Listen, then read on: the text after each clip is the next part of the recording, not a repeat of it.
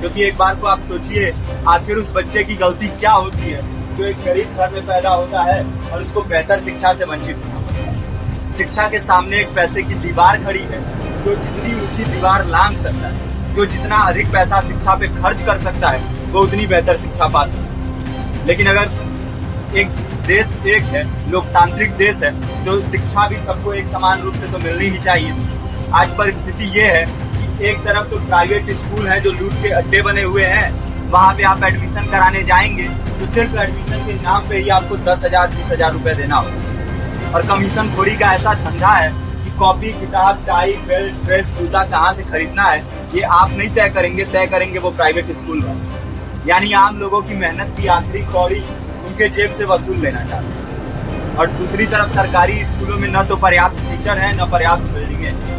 2019 का ही ये पुराना आंकड़ा है कि हर 100 में से 52 स्कूलों में या तो एक टीचर है या 2 टीचर, और उन्हीं टीचरों के ऊपर जिम्मेदारी थोप दी जाती है। जनगणना करो, मतगणना करो, पशुगणना करो, तमाम काम करवाए जाते हैं। और 19 के बाद से तब से कितने टीचर रिटायर हुए होंगे, और 18 के बाद से कोई टीचर की वैकेंसी नहीं है। आप खुद भी सोच सकते हैं ये परिस्थिति और कितनी बिगड़ी है। इसीलिए हम लोग ये मांग उठा रहे हैं, चाहे कोई राष्ट्रपति का बच्चा हो या किसी मजदूर का, सबको शिक्षा एक समान मिलनी चाहिए और निःशुल्क रूप से।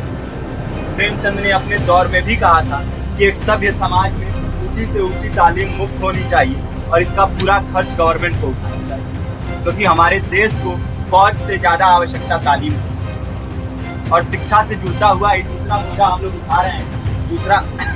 दूसरा मुद्दा है रोजगार का। रोजगार की परिस्थिति ये है कि आज सरकारी सेक्टर हो या प्राइवेट, सब कुछ ठेका संविदा के हवाले किया जा रहा है। परमानेंट नौकरियां लगातार घटाई जा रही है। इसी रेलवे में 1995 के आसपास लगभग 18.5 लाख कर्मचारी काम करते थे, लेकिन आज उनकी संख्या 12 लाख है।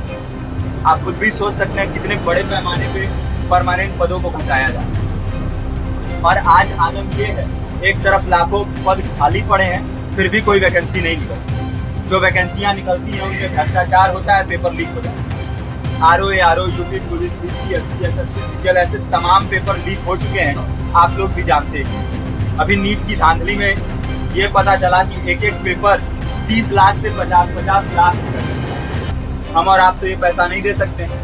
पूरी की पूरी कारस्तानी सरकार, प्रशासन, शिक्षा माफियाओं की होती है। और भुगतता कौन है?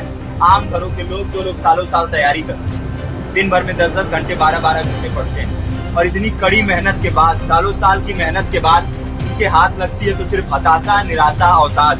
बहुत से छात्र नौजवान जो इस बेबसी में, इस डिप्रेशन में नहीं जी पाते, आत्महत्या तक के कदम उठा लेते। लेकिन ये देश की विडंबना है, टीवी चैनल, अखबार, मीडिया, नेता मंत्रियों के लिए कहीं ये कोई मुद्दा नहीं है। उनके लिए मुद्दे हैं तो जाति, धर्म, रंग, नस्ल, अगड़ा पिछड़ा। आज जब पूरी परिस्थिति भयावह है तो ये जरूरी है कि लोगों के बीच में जाया जाए, लोगों को संगठित किया जाए और एकजुट किया जाए। क्योंकि आज अगर अपने मुद्दों पर बोलेंगे नहीं तो कल को ये परिस्थिति और बिगड़ेगी। हो सकता है ले देके अपनी जिंदगी तो हम लोग काट ले जाएंगे, लेकिन आने वाली पीढ़ियों को क्या भविष्य देके जाएंगे, ये भी सोचने वाली बात है। हमारे साथी ने आपको पर्चा दिया है, पर्चा आप तक पहुंच गया है। पर्चे में और भी बातें हैं, इसको पूरा विस्तार से पढ़िए। पर्चे में हमारा नंबर है, संपर्क कीजिए।